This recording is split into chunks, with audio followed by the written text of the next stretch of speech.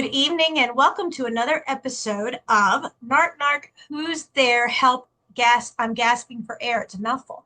Dana is back co-hosting with me. I'm so excited. I'm looking at this sweet little kitten that she's got, and he's just so cute. The eyes are the so. Oh, she's got both now. I've She's got both of them now. playing Yeah, dead. they're literally like having so I thought it was a good idea, everybody. I lost my precious kitty in June and I was just I do a lot of writing. It's a lonely life being at home all by myself day in, day out in the middle of nowhere. So, I thought about getting a new kitten and my husband said, "Oh, you should get two." Great idea. Thanks, Yeah, babe. I literally have like 1-year-old toddlers. If anyone has done twins, this is my life right now. Like they're every morning, it's 3 a.m., 4 a.m., But we're picking up up anyway. toys. Yeah, well, I try not to be. I've been working on my sleep and my nervous system, but one will be climbing the drapes and one's tearing some basket up. I just, my house is, it's okay though, you Yes, know. It's a yes, wonderful life when they're sweet and looking at me with those eyes and giving me kisses. It's all worth it, right? That's what I yes, keep saying. yes. And they have the most beautiful eyes. That's so. Yeah, I mean, yeah, just Gizmo does have the most beautiful eyes, but if you feed him Gizmos. after midnight, he turns into Stripe, I guarantee you.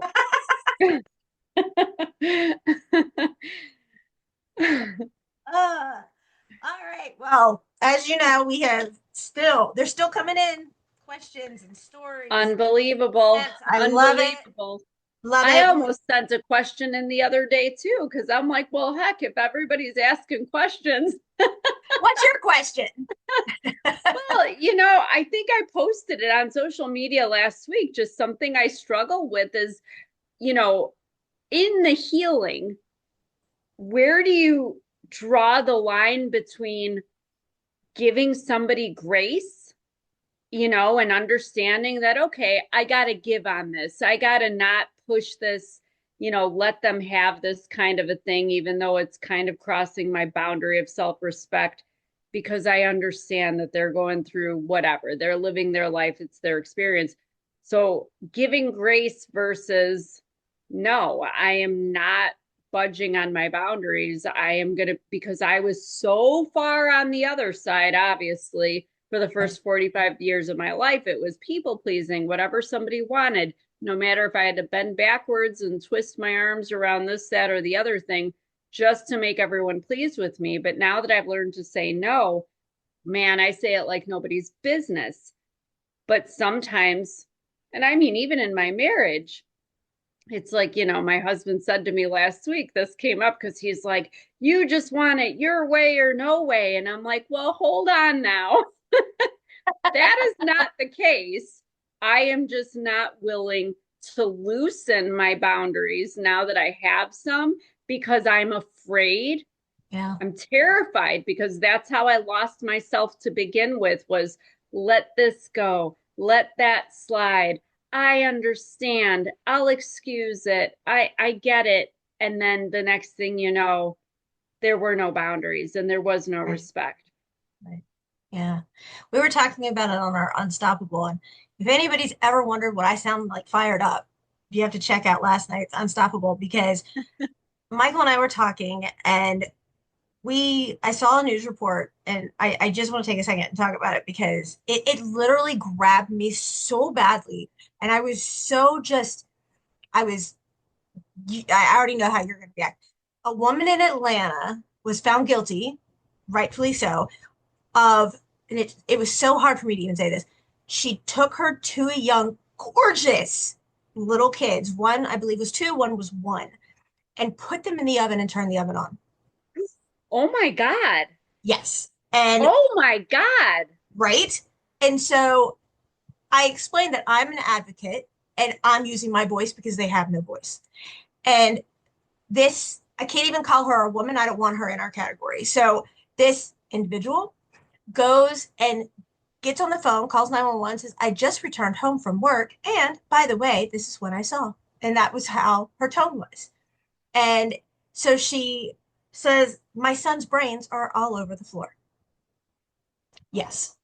And the oven had Oh come my God. out and fallen on the child. And there were two. And so they, I was mortified reading this. And she was found guilty. I don't know what her sentence is, but whatever it is, it's not enough. I'm sorry. I don't agree that whatever it'll be enough because these kids paid the ultimate price. They are no longer here. And I'm sorry, but if you're going to kill your kids, I think you should go right to death row. Like, I don't think you should get another chance. These kids didn't get another chance. I do not agree at all. I got some backslash from people saying, well, she was abused growing up. Well, okay, let's open that pot for a second because so was I, and so were you. And I brought that up on The Unstoppable last night and said, you can either turn your life around and do what we did. And I specifically talked about this specific show, how we broke the cycle and using our voice for better, or you can lay on that crutch. And that's not okay. Like, No, it's not it's okay. unacceptable. And it's funny you say that because that's a question when my first book came out about my first marriage, which was abusive. One of the main things, I mean, more times than not in interviews, people would say, oh, well, were you Yep. abused growing up? Yes. Well, what about your parents? Were they? Yes. My stepfather and my mother were both in very abusive situations. That is not a damn excuse.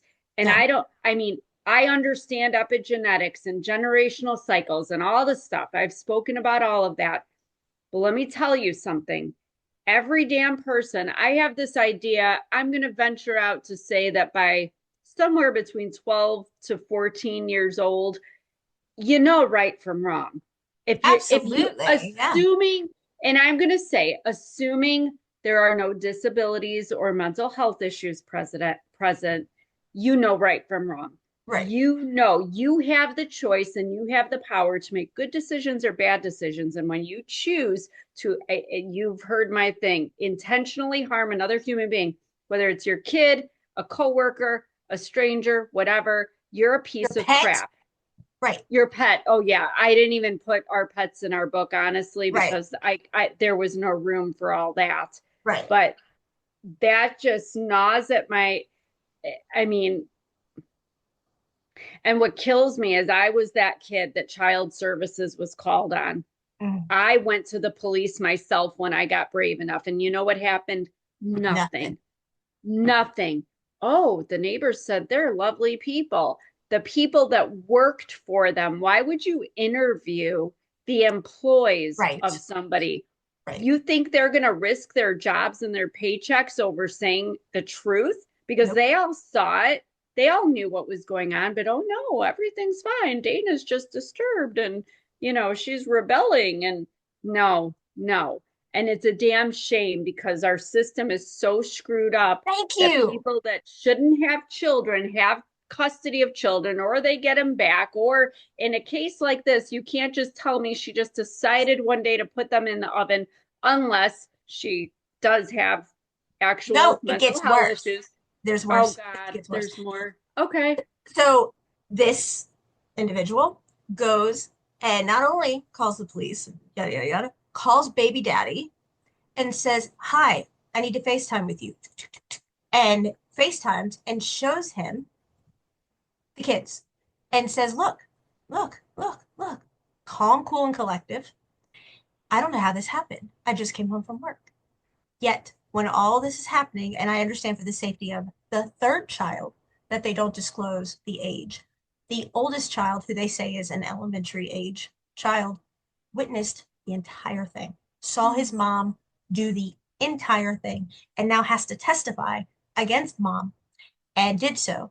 And here's the thing, I don't believe, and I said, I know I'm going to get a lot of slack, but you know what? It's the same thing. I don't know what it's like to have cancer, and I would never imagine to know what it's like to have cancer. If you haven't been on our shoes, don't imagine that you know what it's like.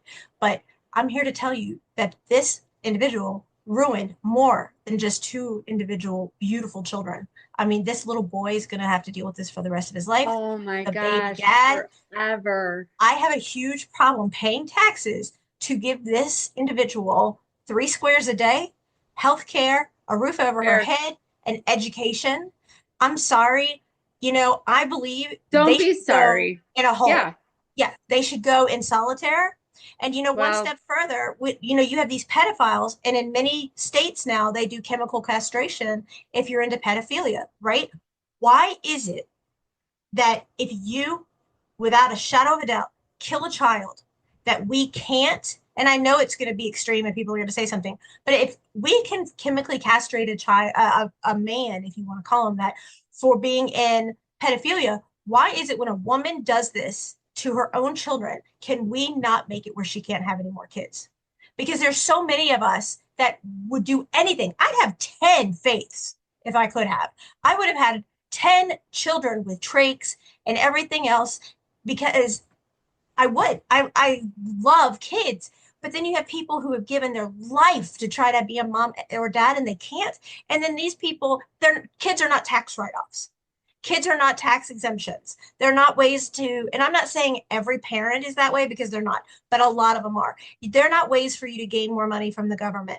But if you think you have the right to take a life that didn't ask to be here to begin with, I'm sorry. I think it should be necessary that you get your tubes tied or a hysterectomy or that you're not able to have kids anymore because Casey Anthony, the woman who killed her child, she's now out of prison and she's trying mhm. to get pregnant. Yeah. What right do they have to have more kids? Well, unfortunately, I think it's interesting that you bring all that up because, well, for starters, don't ever be sorry for how you feel. There are going to be people listening to this that don't agree, and there's going to be people that agree to an extent and whatever. And we are not meaning to offend anybody, but Right. I am going to be honest with you. Ever since I was a teenager and have been, I actually was going to go into criminal justice or law.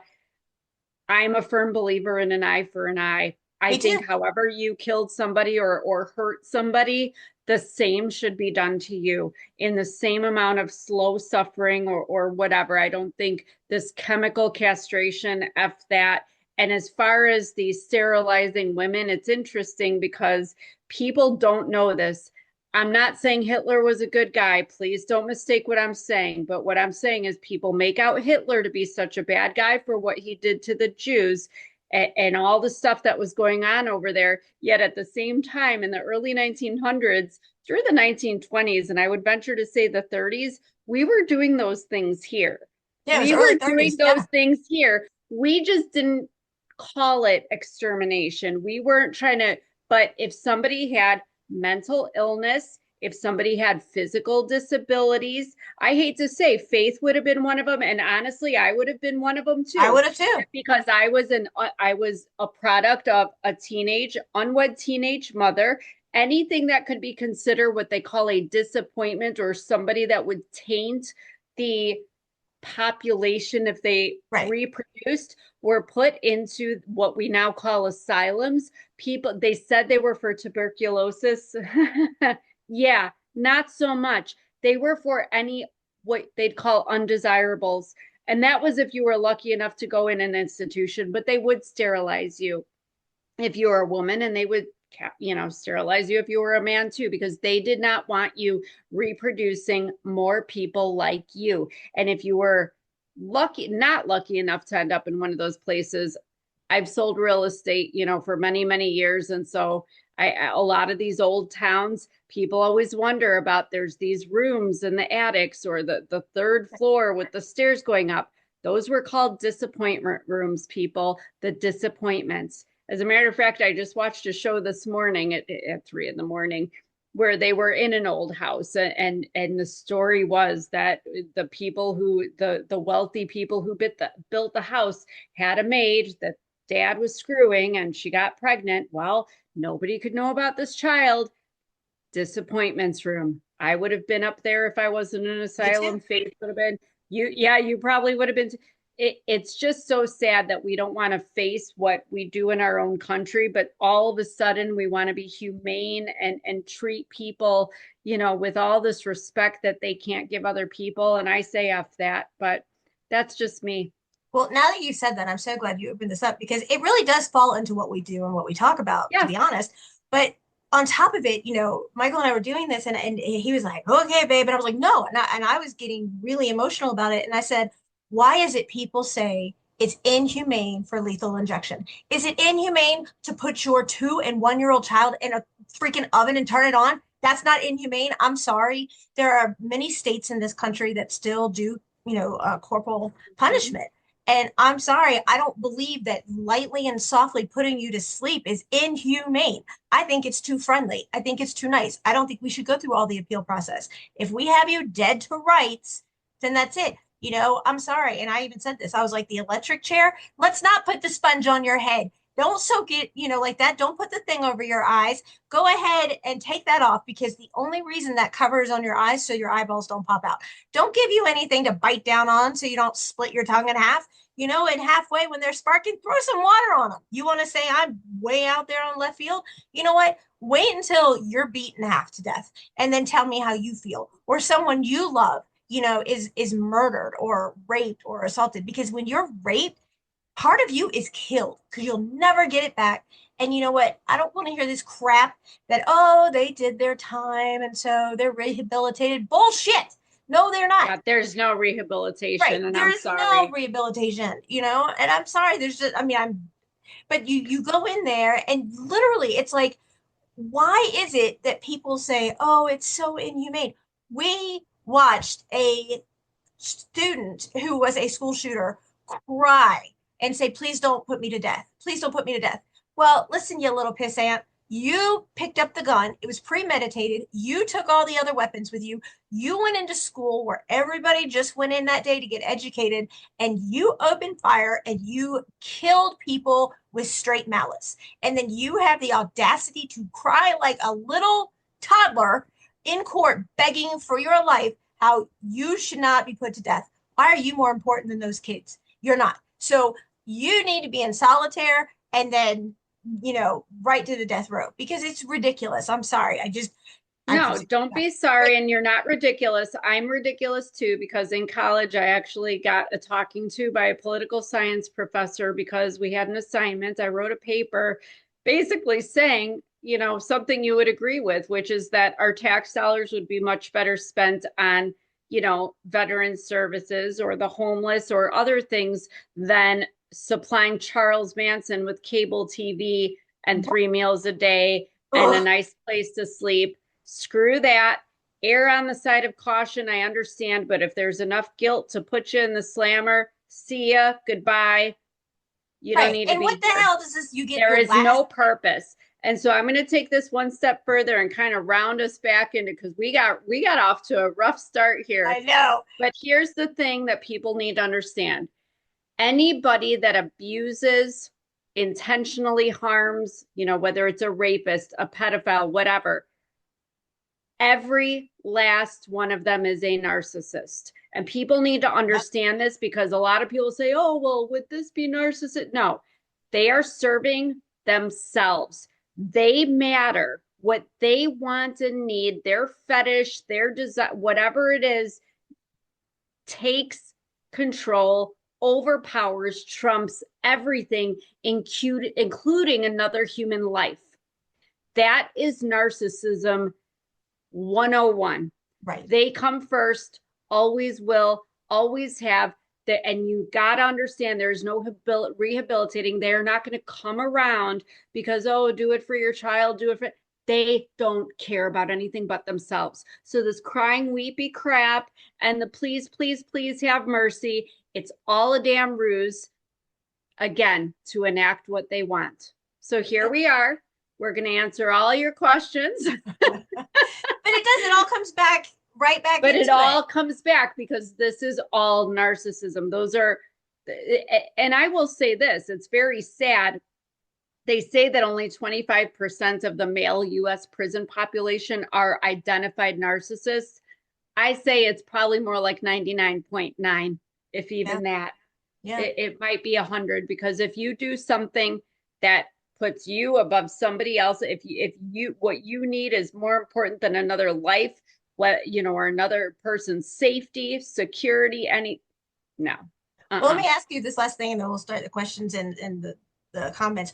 What do Yeah. you think about pedophiles that get to go into their own population in the jails and prisons because they can't go in gen Here's pop? the thing. Why are we protecting people? If Thank you you. were out on the Thank you. street and you were open, whether you're a rapist, a pedophile, a murderer, a serial, whatever you are out. Basically, it's open season out in society. So why do you need to be protected when you're put away? Oh, because people might harm you for what you did. Oh, well, if I walk out of my house, I'm in danger's way if you're out there. It's so sickening to me. I have to say one more thing. I like to take all my little trips. Last year it doesn't matter when it was. I think it was last year. Sitting on a plane, woman sits next to me.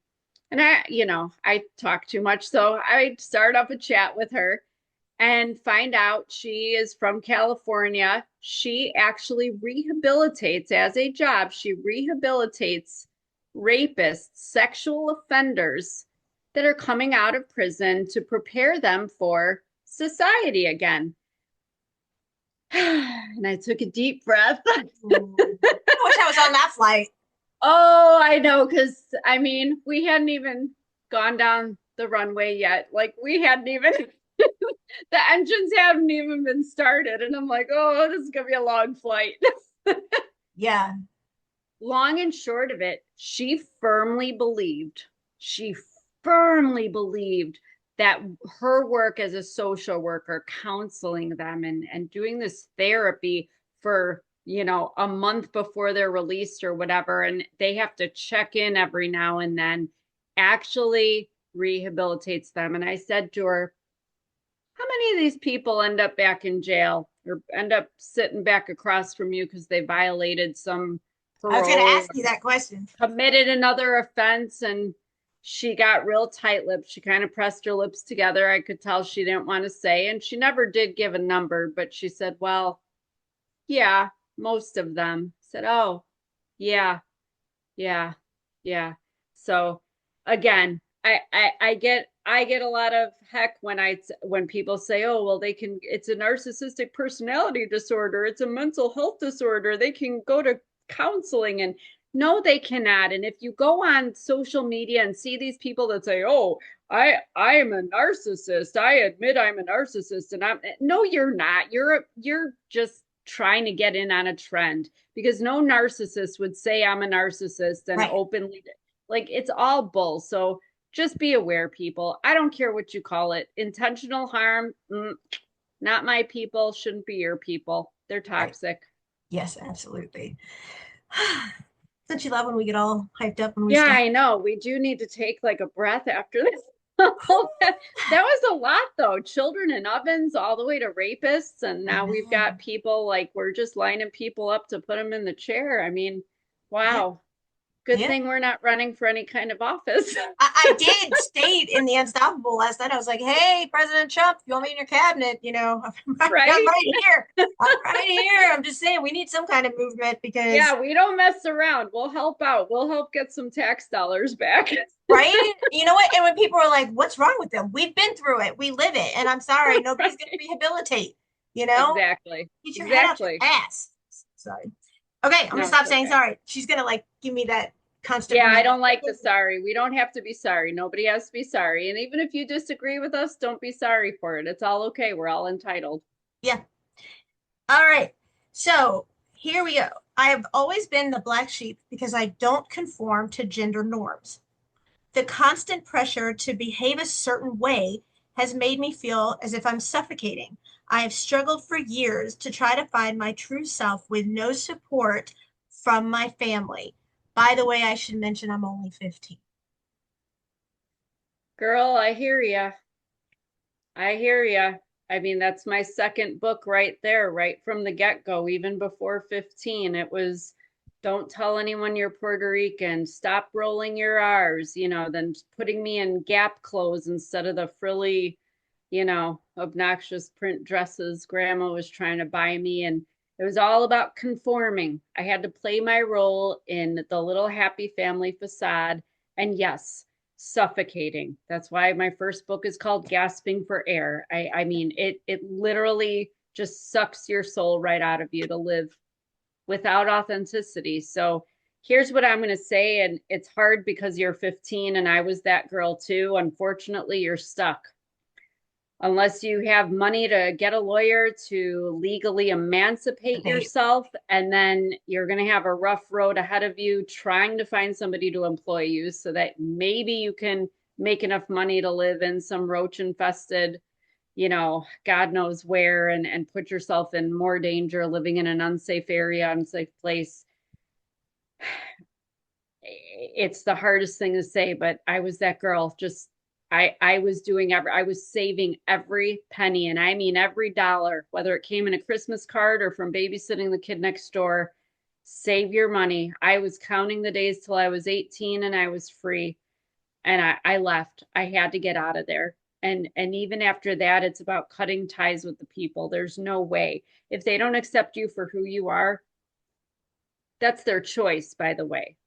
Just like you have a choice not to conform, but it's a And it's tough their one. loss. And it's their Yeah, loss. it is absolutely their loss. But the reality of the world is I don't know why we feel that, it's funny because it occurred to me this morning. I think of you all the time, Victoria. But Think of me all the you know, time. I think of you all the time because Yeah. it was something totally unrelated, but it relates to this is that, like how you call your biological father the sperm Sperm donor and there's donor. the egg donor. And the thing is that that's something that escapes most people, even us that are in this situation. We want our mom and our dad and our brother and sister and our family to be who they're supposed to be, which is are people who love us and support us and encourage us and all that.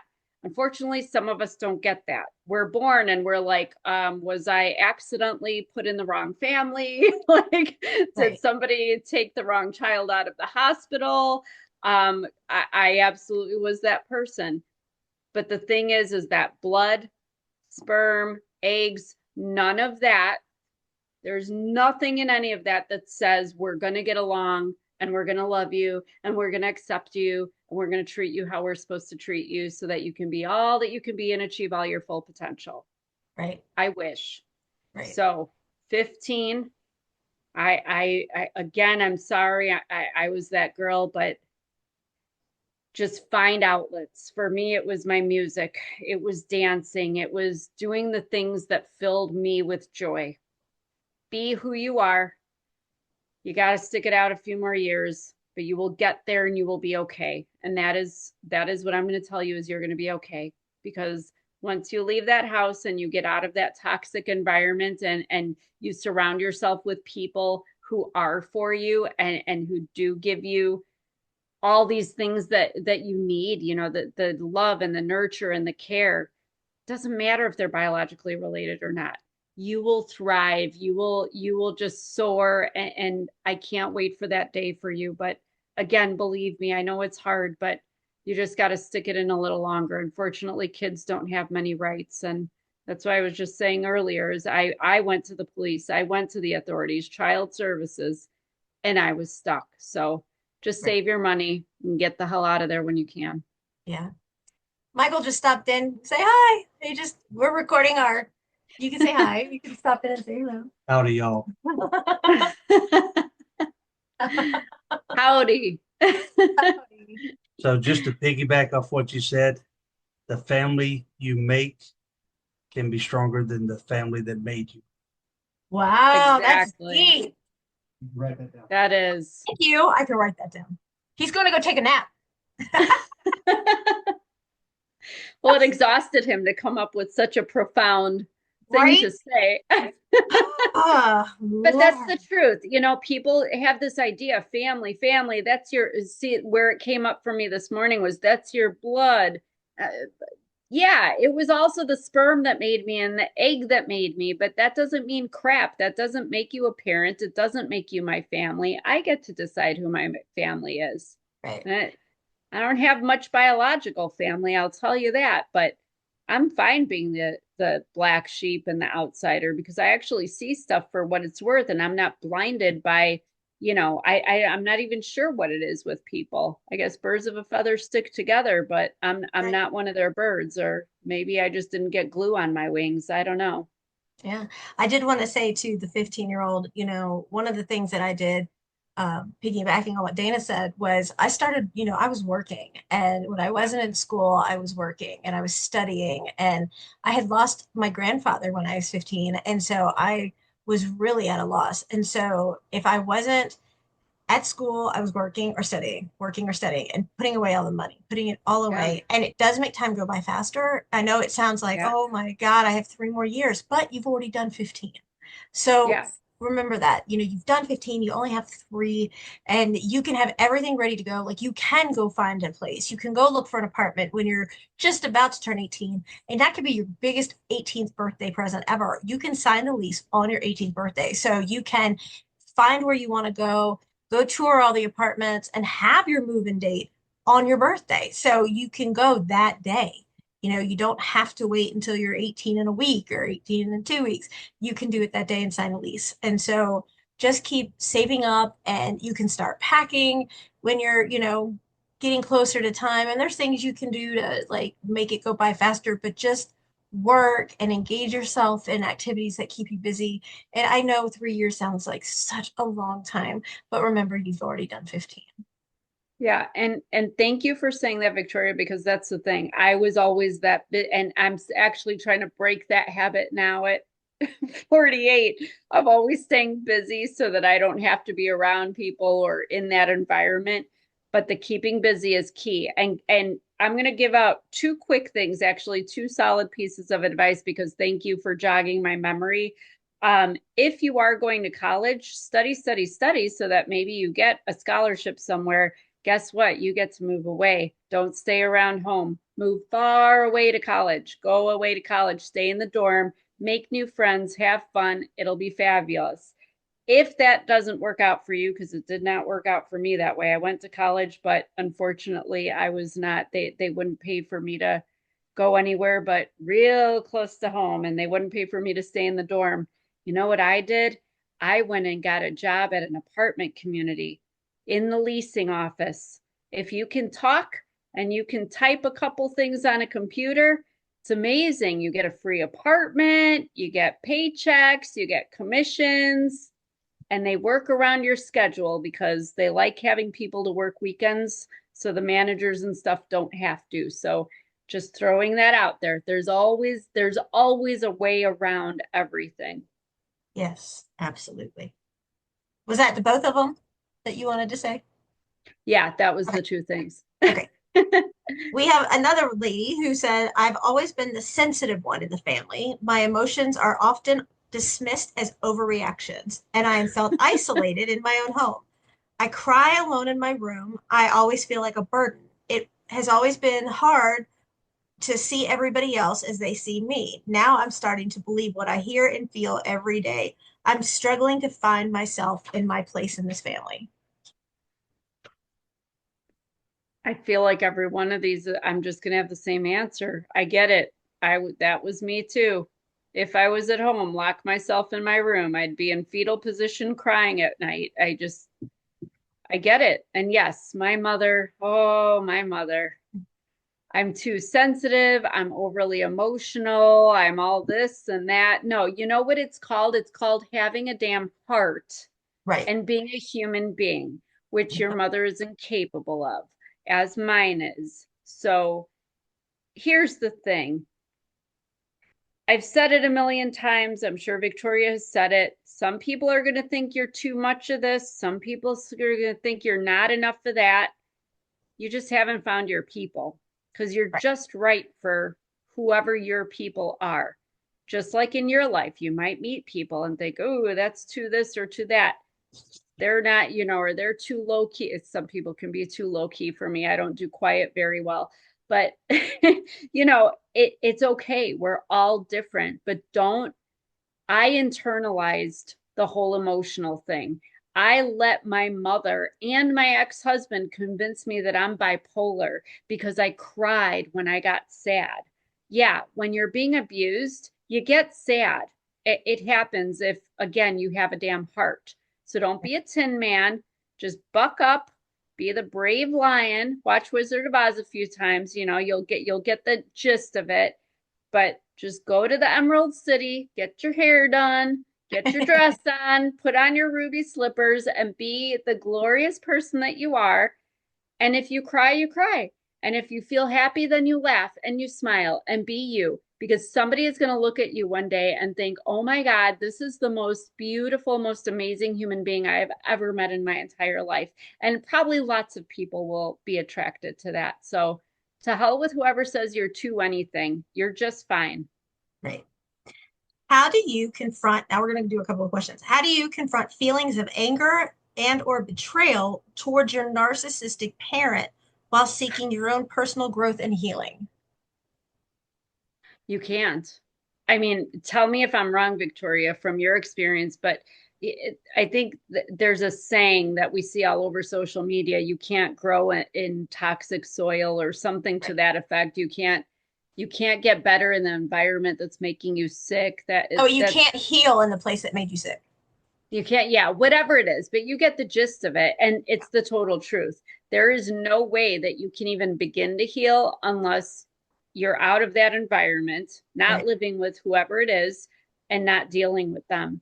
Because believe me, I thought I could. I thought that was what you did. And every time, every time I was around my mother or stepfather, I mean, it might just be trembling hands or my heart racing and I'm sweating or straight up full blown panic attack, because of some look or some little subliminal thing that was said that was especially crappy.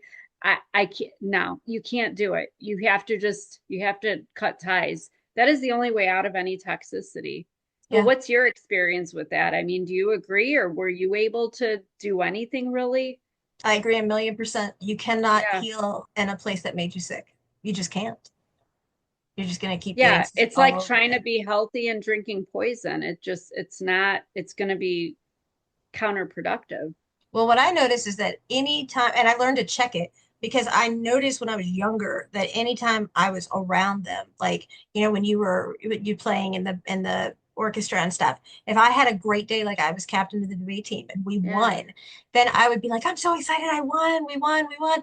And it was their mission to tear it down. Like it was their mission Yeah. that they were not going to let you have that win. They were going to make you feel Yeah. miserable. Oh, you probably only won because the other person wasn't any good or Yeah. they didn't show up. Did they not show up? Did you win by default? Like these were things that you would hear constantly. And it's, oh, how did you win? Did the other person have laryngitis? Were you Yeah. competing against the hearing impaired? And it's like, oh, I'm on this, like, I did it. I did something great, and then it's like, oh, we're going to pop the bubble. We're not going to let you have that excitement. And I came to realize that I couldn't go back to the house because it was never home. I couldn't go back to the house with joy and happiness over something I achieved because it was going to be taken away and just walked all over. So I had to suppress it and not tell them. And I would tell my grandmother, and when my grandfather was alive, I would tell him. And it was just, you can't experience and share those moments because they're going to be ripped away from you and just shredded into negativity. Because if you're having such a great day, you better be well aware that they're not going to let you continue it. They're just going to rip it apart. So that's Right. what the saying means. It's like you can't heal in a toxic place. Is that's exactly what it stands for. And so I agree with you 1,000,000%. You just can't. You could never go in there and say, guess what I did today? I was first chair, or, this is what I've No, done because it wasn't recognized. no, and you're never going to grow and you're never going to heal if you keep. I say drinking poison, but whatever it is, it's just not. You can take every vitamin in the world, but if you're downing it with poison, Doesn't make it's a not difference. serving your purpose. And it's hard. I want to say one more thing on that. Healing is so much harder. I think everybody thinks like you get Yes. a therapist and you go every Thursday at 2 o'clock and like you're gonna just suddenly feel better after a while. No, No. you're gonna feel better because somebody is listening to you, but you're paying, I mean, forgive me if there's therapists out there, but you're paying somebody to be listened to. So yes, you are being validated in a way. You're finally being heard, and that's what it feels like for you, and that is good. That's That's a if, good thing. but But healing is hard work. Healing is what happens, that the solid tools you're practicing after whatever counseling or therapy you go to. It's having somebody lead you through all that. And it's ugly and nasty and it makes you physically ill. It makes you I mean, for me, for a while, I thought I was going even more. I mean, I was going further down the rabbit hole than Yeah. I had been. And I'm like, is this working? I think it's, I think Right. something went wrong. What it's, I can't be helped. So you have to really, there's just no way. You have to be in at least an okay place, kind of a base level. For me, when I got out of my first marriage, I was 45, and that's when I decided, okay, it's time to take care of me. So it was taking care of my health, making sure I was sleeping, eating okay. Then it was okay, I want to make my nails pretty red color. Then it was taking care, putting clothes on every day. That was a big one for me. And fixing my hair a little bit. Like just feeling better about myself, building that self esteem, rediscovering the little things that make me happy, like eating a pint of ice cream for dinner, whatever it is. And then it's like, okay, then I can be receptive. Then I'm in a place where I can start to process what was happening and understand it so that I could heal. But in the situation, there's no way. There's just Right. no way. Right. And I want to say that, don't feel like the first time you find a therapist and you go and sit down with them that that's going to be the therapist for you. Because No. I went through many. Date them. Yeah, you got to date them. And I like, yeah, you do because Not I went actually through, date. I have to be right, careful right, because somebody like your dad would actually. right. Sorry. Yeah. Blech. Thanks for making me vomit. But Sorry. like literally you have to go through. I went through a few before I found one I was comfortable with, and don't go in there and think it's like a magical wand that's going to fix it, because it doesn't. I went through nightmares, and because I did suppress a lot of it, and so they were Mhm. bringing that back out. They were bringing it to fruition. They were bringing it to the forefront. So to do homework to fix it, you have to like go through it. And that's something you have to do. So don't think that, oh, I'm going to find a counselor, I'm going to walk in and talk, tell whatever, and then it's over, I'm healed. That's not it. There's work, it's process. I agree with Dana a million percent. It is hard. It is hard, but you're worth it. And just even stepping up and finding that therapist is a huge step in your healing journey. Yeah, and I always have something else to say. You know, the I've gone through many in 48 years. Many. But you do, and they have to be, you kind of have to have a vibe. I say it's like dating because really you have to be receptive to each other, because if there's even a hint like, oh, I'm not sure if they like me or if they understand me or whatever, Where they believe me. or believe it, there's going to be a barrier. You have to, don't be shy about interviewing them. And they should have the right too. I know actually the person I'm still working with now is, told me last time I talked to her, she's like, yeah, I had an experience where somebody was referred, but she's like, I don't think I can help this woman for various reasons. It just was not, it was not going to be a good match. They have the right, but so do you. Don't just pay somebody out of the yellow pages. And what I was really heading to say is that, when I found this person that has really helped me tremendously, she was definitely my person, and I knew it in a million ways. I almost choked when I saw how much, because insurance unfortunately doesn't cover this stuff. And I'm a poor writer. Yeah, Oh, no, but you're not. but I was like, you know what? There's no price for my peace. I'll figure it out. What am I worth? Because what have I sacrificed Right. that I haven't done for myself? This is literally life-changing stuff, and there's no price for that. I'm not telling you to go give somebody $1 million, but just Right. know that it might be a little bit for people who are actually really that good. But don't go to the cheap guy. Don't go to the Dollar General, the dollar store of therapy. Like, get Right. yourself somebody good. Yeah. And Dana just really showed our age to everybody by saying the yellow pages, because people are probably now Googling what are yellow pages? What are yellow pages? There's still some people out there. Okay, what do people use now? Google. Yelp or Google? Okay, Yeah. Google. I'm sorry. Yeah. Like I saw the funniest video where people were literally like they gave teenagers a one of those old timey can openers and said open the can, and nobody could do it, and set one of those old timey bell alarms and they couldn't do it, and here's a rotary phone and and it's like mind Oh blowing to my me. goodness. And I'm like, man, Okay. thanks for that Well, kick of age. I'm Appreciate sorry. it. I'm the old lady that still thinks the yellow pages. But yes, what Google, whatever. Don't just go on maps and I don't know what people do. How do you approach having a discussion about your upbringing with friends or possible new partners who may not understand the complexities of your past? That's a really good question. That is a really good question, but it makes me wonder who exactly this person feels like they need to explain themselves to because it's a total trauma thing. And I mean, I am like the first person who will admit to being guilty since I was a child of feeling like I have to explain to anybody that I might possibly have any conversation with, like to overshare about things.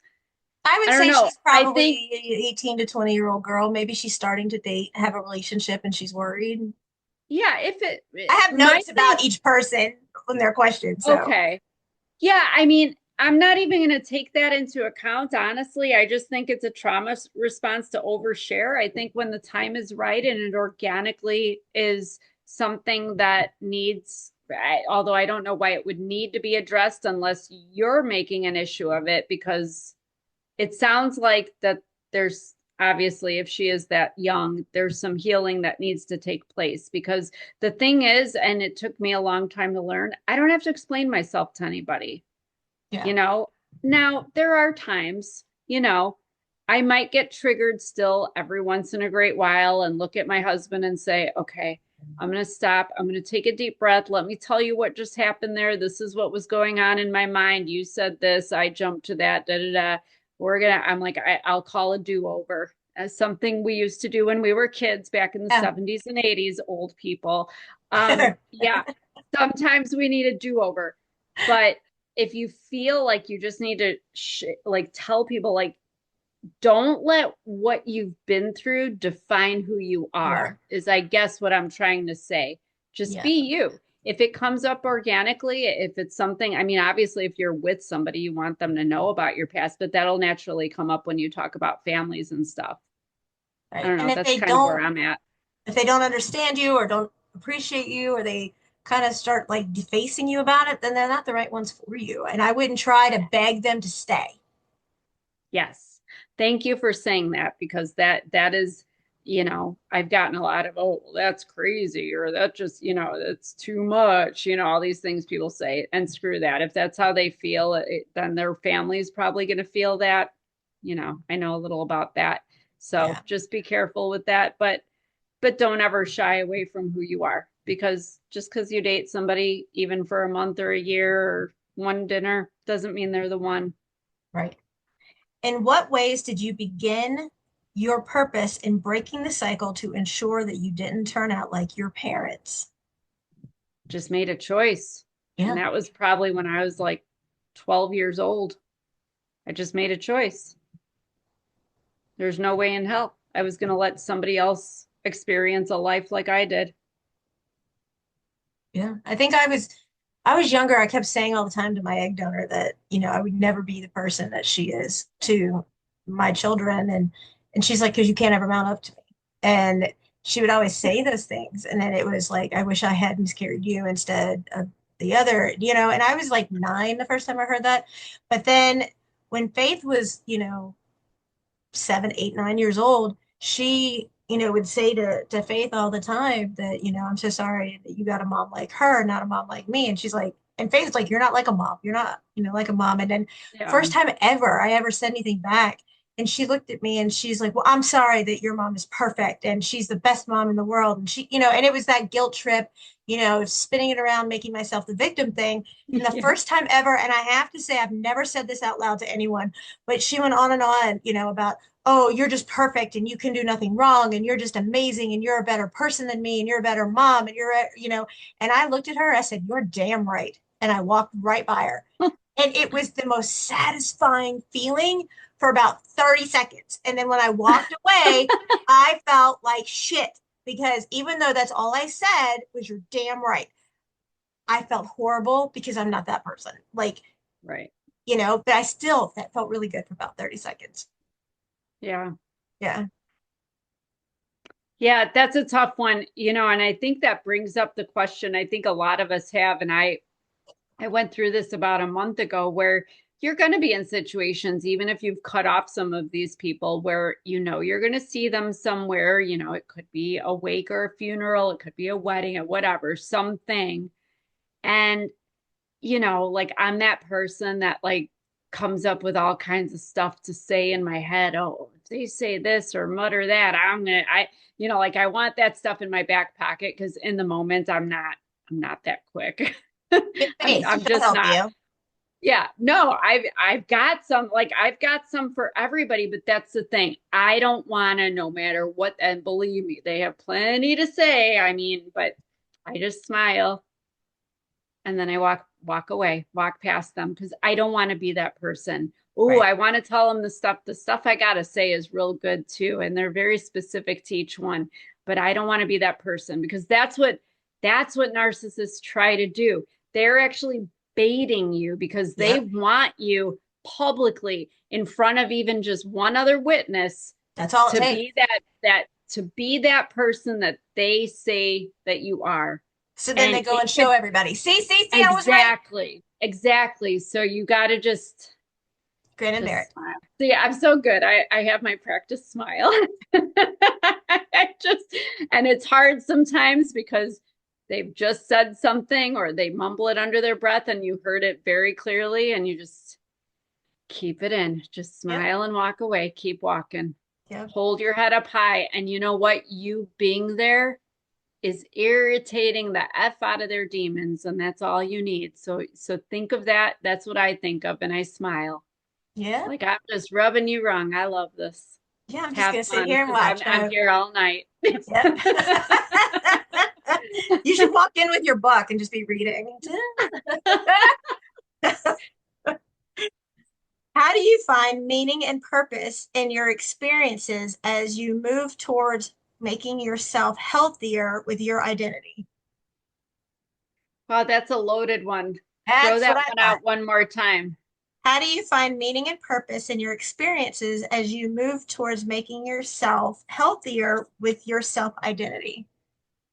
I think it's just a matter, I mean, we hear this word authenticity all the time, but I think it's just a matter of being authentic. Yeah, I be who mean, you are. once you figure out who you are and you have basically realized that the story you bought into about yourself, this idea they created about who you are, that you internalized, and I hate to say you perpetuated, once you kind of let that go and know who you are and stand on your own 2 feet and live that truth, that just suddenly makes everything better. And it doesn't even matter what they say and it doesn't matter what they do because you're just living your life and it's completely separate from what they're doing. I don't Right. know if that really is what the person was going for because that's a deep question, but I don't think I can add to that. Let's see. What practices do you do daily or have found that are the most effective in addressing the emotional scars that you still are trying to heal from? the self-talk for me, the self-talk, because still I'm literally going to be 49 next month and I have come so far in my healing, but gosh darn, like even this morning, for example, put on I've had an eating disorder since seventh grade, thanks to my stepfather, because he's an a-hole. And I've been neurotic about it. I have stuck my finger down my throat. I have counted calories. I have starved myself. I have overexercised. I've done all of it. And at my lowest, I was 93 pounds and I was sickly. And now I'm not. I'm married to a 220-pound man that likes to eat a lot. And we're in the Midwest. He's a meat and potatoes guy. So I'm gaining weight being married to him. But like I pulled on my pants this morning, one of my favorite pairs of leggings, because I live in black leggings. They were they're a little snug. I'm still wearing them. I'm like, I can still fit into them, but they're a little snug. But what did I hear? I hear my stepdad, you better lose weight. Nobody's gonna want you. Nobody's gonna love you. You're gonna have big wide thighs like a middle-aged woman, all this stupid. You're gonna be fat like your grandma starts going through my head.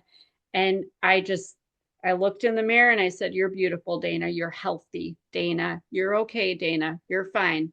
And Dana's hungry. Dana's gonna go eat now. Like we're I just and it looks a little ridiculous. My husband, God love him, he doesn't get it, but he goes along with all these, I talk to myself sometimes in the mirror, whatever. But for me, it's the self-talk every Yeah. day throughout the day. And sometimes it's catching myself wanting to revert to an old pattern, an old way of reacting to something that was absolute self sabotage and non serving.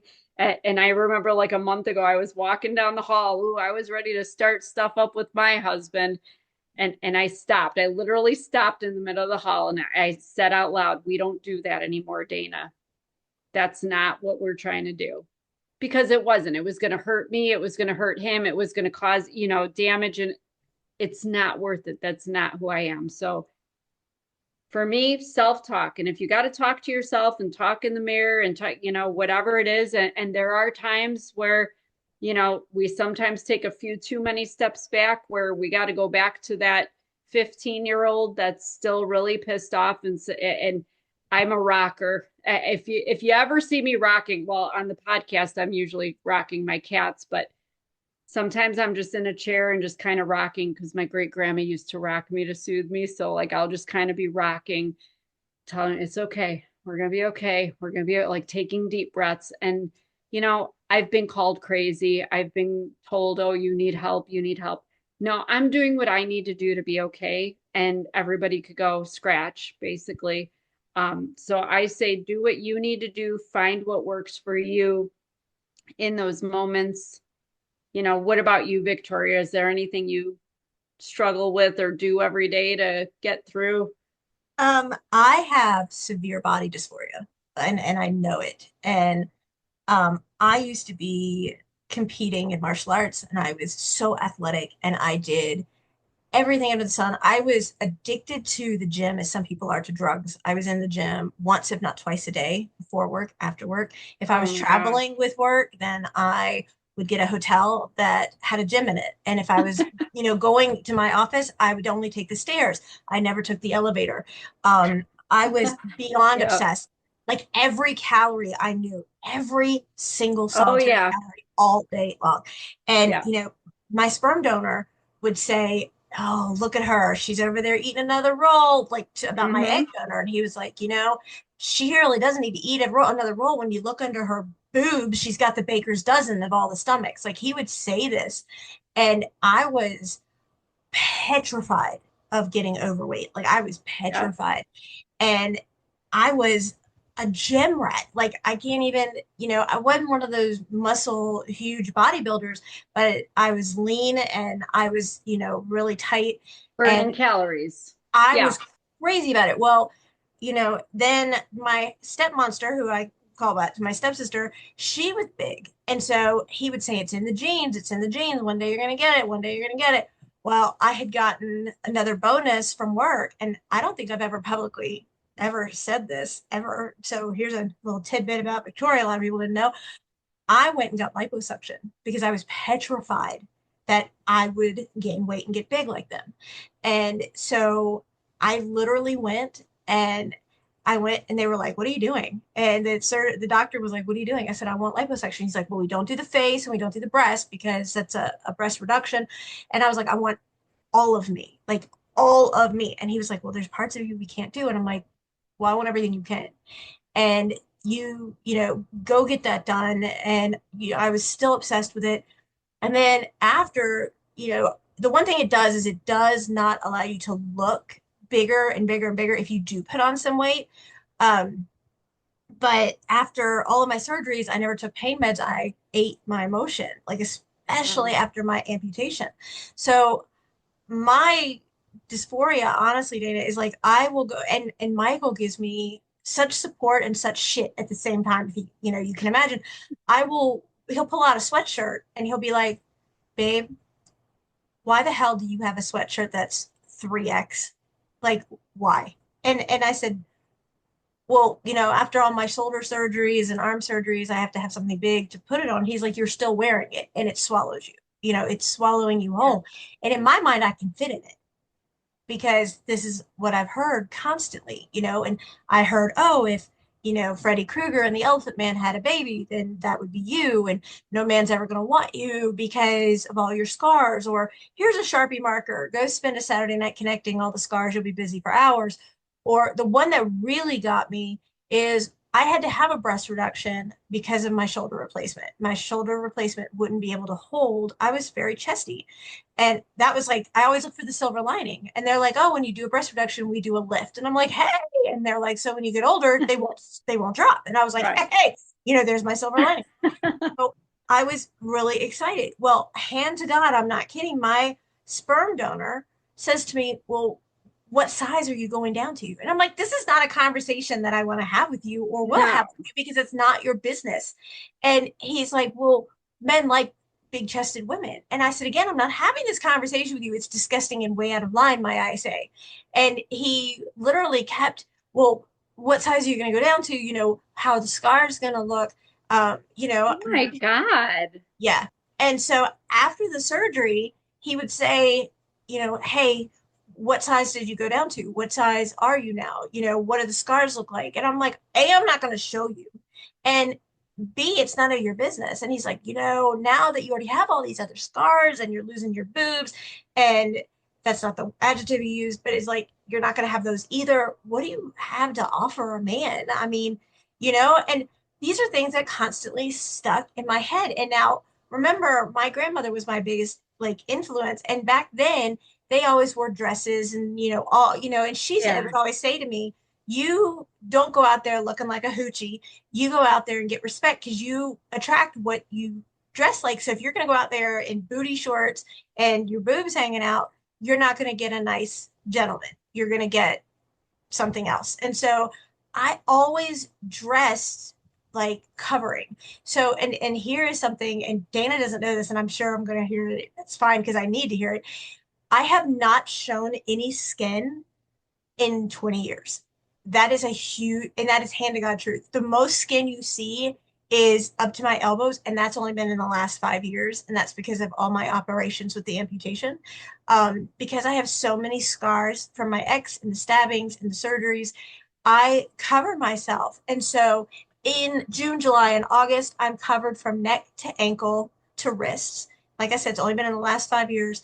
I don't own a bathing suit. I don't own a tank top. I do not own t-shirts. I do not own shorts. I don't have any of that. I don't. And so my goal is that one day, very soon, that I will. That, when I got married to Michael, I was dressed and ankle to wrist. And, when we renew our vows every year, it's the same thing. I don't own any of those clothes. And I just, even, and my therapist have said, hey, when you're by yourself, put on a pair of shorts. I don't own a pair of shorts. Or wear a tank top or a t-shirt when no one's home. I can't. I have not been able to do that. And I have worked so hard for so long to keep faith here and to help other people. I haven't done that work on myself on that part. So literally, like, you will not find a picture of me showing any skin. They don't exist because they're not out there. And I completely cover up because I feel like what I've always been told is that you don't offer anything enough to overcompensate for all the scars and the attention you'll be getting if anybody sees them. So I cover completely, and that's something I'm still working on. Dana's got her mouth like like she didn't know I any. have so much to say here. Go Well, ahead. I feel like this question has opened this up, and I think It that does, I know that eating disorders and body image issues are very much a part of the abusive experience, especially when you're on the receiving end and you're a female. Because yes, as you know, my childhood was much the same. A peanut butter jelly sandwich at 6 years old, I was told was going to make me fat and nobody would want me.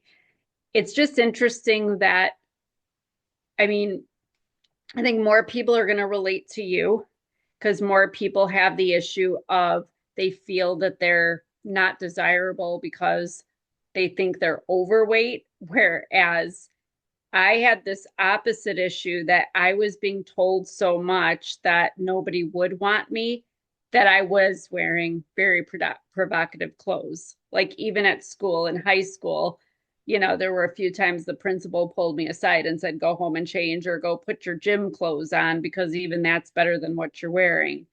Like, because I thought that that's what attracts a man, Hmm. because I didn't want to believe that my stepfather, when he said no man would want me, God, I'm going to cry now because so even to this day, I have this weird issue, and I have never, since you opted something up, I'm offering. I've never offered this out ever.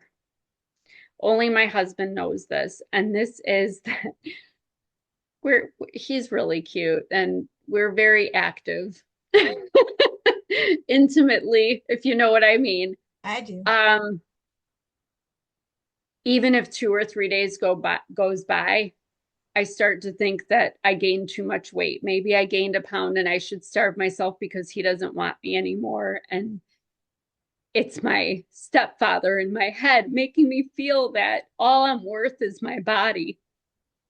And that's why I was the girl in the booty shorts and the half tops, and I still am at 48 because I can. But it's really hard, interestingly, because I know there's a few other skinny girls out there that can relate to this. We focus so much on the bigger girls that the little girls have a lot of issue too. So at my smallest, I was 93 pounds. And let me tell you, the beautiful thing about that, it's not healthy, but damn, do you look good in a bikini? And you could put just about anything on and look good. And that's when my husband and I started dating. And so as I've gained weight, now I'm feeling like, oh my gosh, when we go on vacations, that bikini that I wore the first time we went, it's a little, I don't like the way I look in it. So like, it's interesting. Your therapist tells you wear a tank top or whatever. This past July, we had a vacation. We were going to go to Cabo. And I was like, I don't know if I want to wear a bikini. Like maybe I need a one piece because I've gained for me. So I felt in my head, I might as well have been a whale, even though it Right. was maybe 10 pounds, which is healthy because I'm over 100 pounds now, which still is not a lot. And I know that intellectually, but I forced myself every single day instead of wearing clothes leading up to this vacation. I wore my bikini. And I mean, my stepson, thank God, knows I'm a little weird and I do weird crap. So he doesn't question anything. But I'm walking around in a bikini 24/7 because I made myself look in the mirror and here's that self-talk say, you're fine, honey. You're fine. Look at you. You're fine. Nobody's going to be staring at you when there's, all these other women on the beach. And look at all the women. I wish, I remember being on a beach a few years ago and everybody making fun of this woman and no joke. She had to have been 400 pounds easy. I mean, she was like my 600-pound life. And I don't mean that in a rude way, but just to express large. And she is in a thong bikini, like and Owns one it. of these people that just like, yeah, to own it, man, she owned that beach. She had her nails done. She had the big straw hat. She was having a good time. She Good was for her. feeling herself. Exactly. And I'm like, I want that. And Yeah.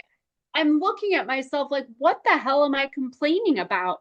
But it's funny how I can think I'm so big and you're thinking you're too big. Like we all just get made to think that we're so freaking big and undesirable. No, we're not.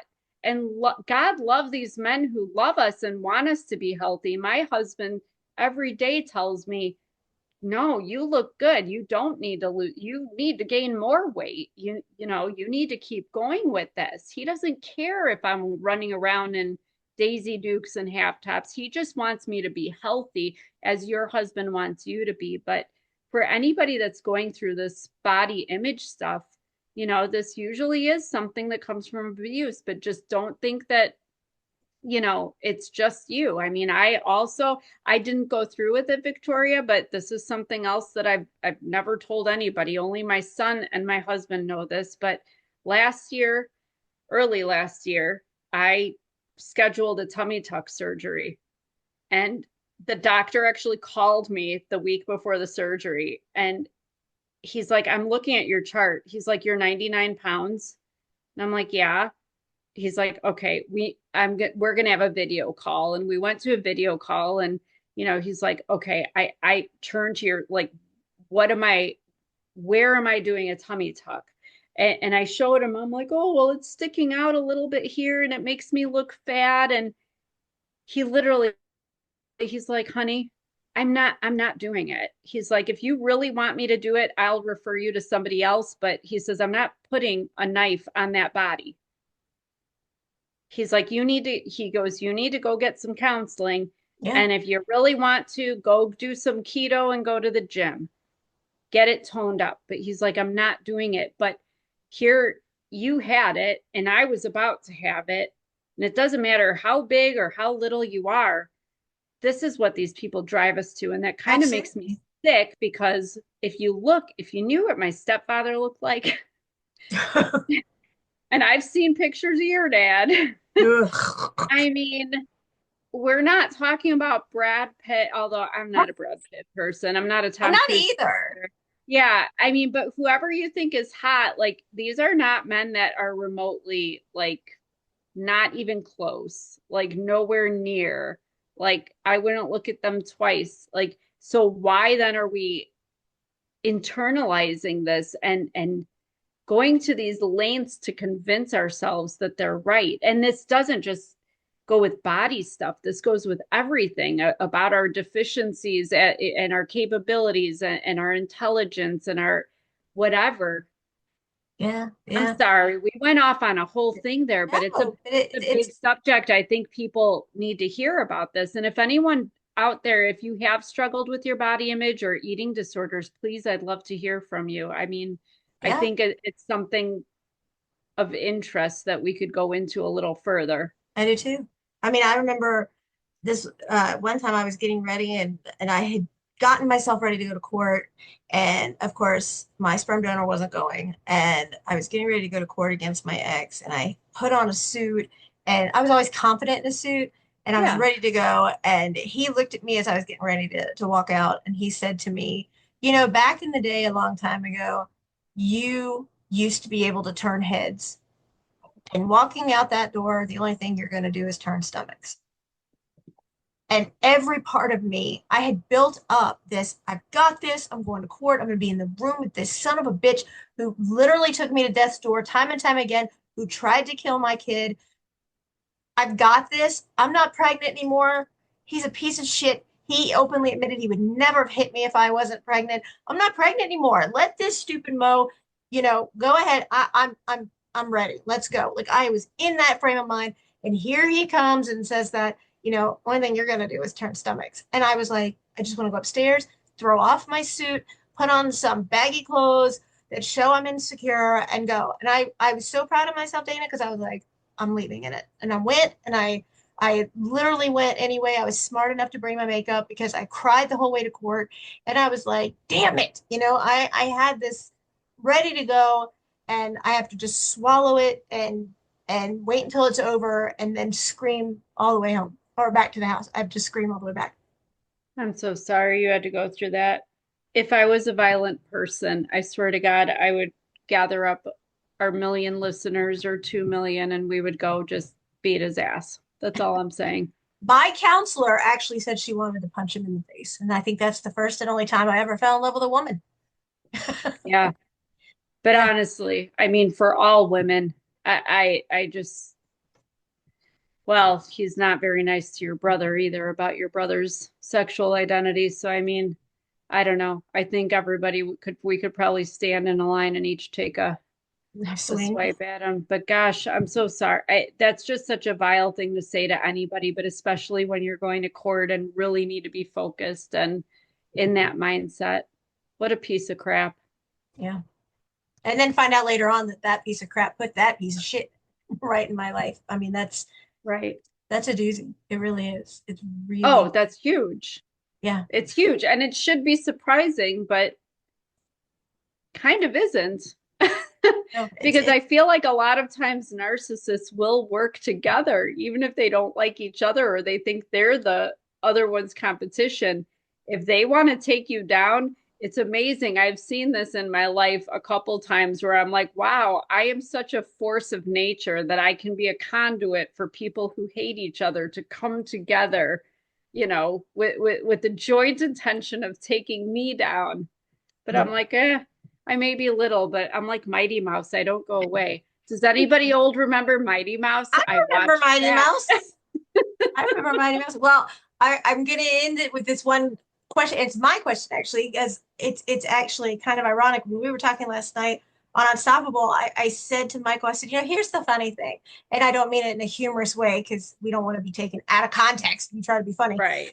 Is the fact that like here's people who don't even give a crap about you, and they like with Faith when she was in the ICU and she was literally at death's door and Yeah. she was coding constantly and they were like, here's your chaplain. Do you want to make her comfortable?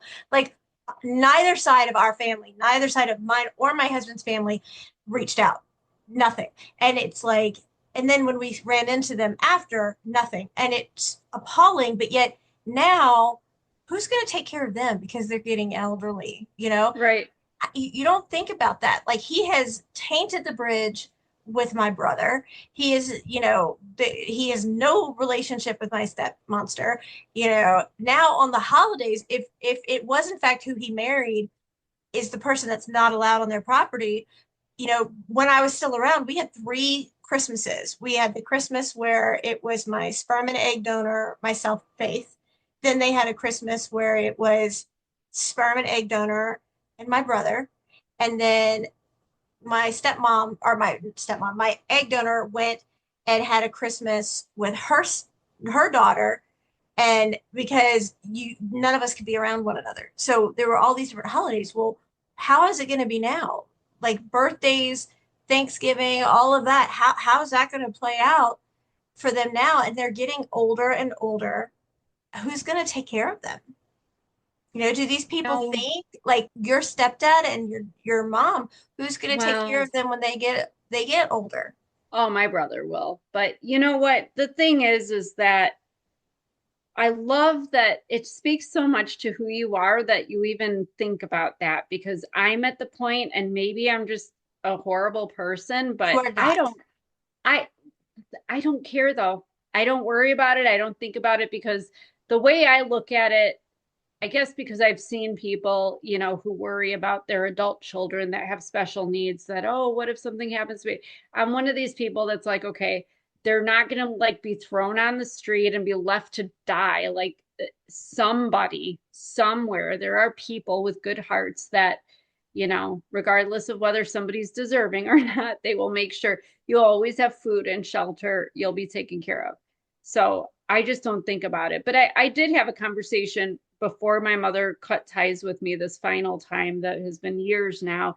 But I remember having a conversation with her, and I said very much the same thing you just said. I said, you know what? That's fine. I'm glad your husband has you. I'm glad you choose him above your own daughter and over everybody everywhere, and that you are subservient to him as he wants you to be.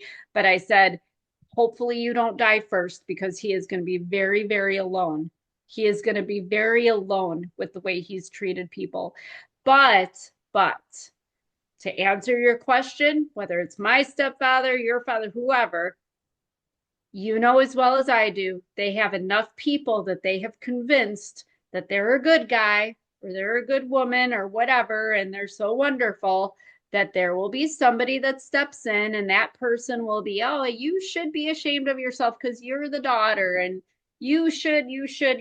Yeah, well, they should have too, and they didn't. So Right. I'm not either. Right. And my sperm donor used to say in front of his wife all the time, I hope I live 5 minutes longer than you. Oh Like my gosh. he would say that. He's like, because I'm not giving your child, and he's talking about her daughter, a dime. And Oh there's a lot more to that. my He's not talking, he's talking about his stepdaughter. But there's a lot more to that. But he would always say, I just want to live 5 minutes longer than you, so you can't what have my an money. ass. Right. Forgive me, but my No, God. I can't say I'm I'm saying sorry. that You can't after, say I'm sorry. well, you know what? After having read Narc, I mean, I'm, yeah. It should never surprise me to hear stories about other narcissists, but they always do surprise me.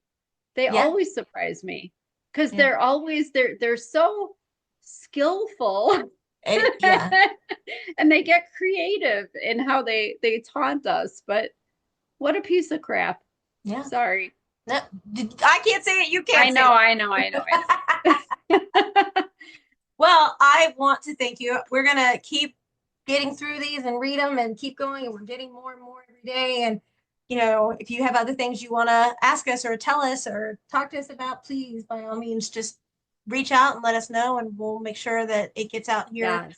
And do you have any last thoughts for today? I just want to say I feel like the questions started out very basic, but lately, my gosh, these questions are very deep and Yeah. challenging and they're phenomenal. But I am so thankful that we have listeners that are brave enough to share their stories and share their struggles. And, again, we want to hear about your little wins too, because there are Absolutely. times when again, I'm a big self-talk person. So when I have a little win, I actually pat myself on the back, like, throw my arm over my shoulder. I'm going to have to do that with you too once in a while. Give you a virtual pat on the back for you. But it helps. You have to acknowledge when, Yeah. you got through something okay, or you didn't have the reaction that they wanted, or, you were able to breathe through it and you're good. Like, you got to give yourself that credit and not just focus on the yucky stuff. But there is so much yucky stuff to unravel with narcissists. So keep coming at us with questions. We love it.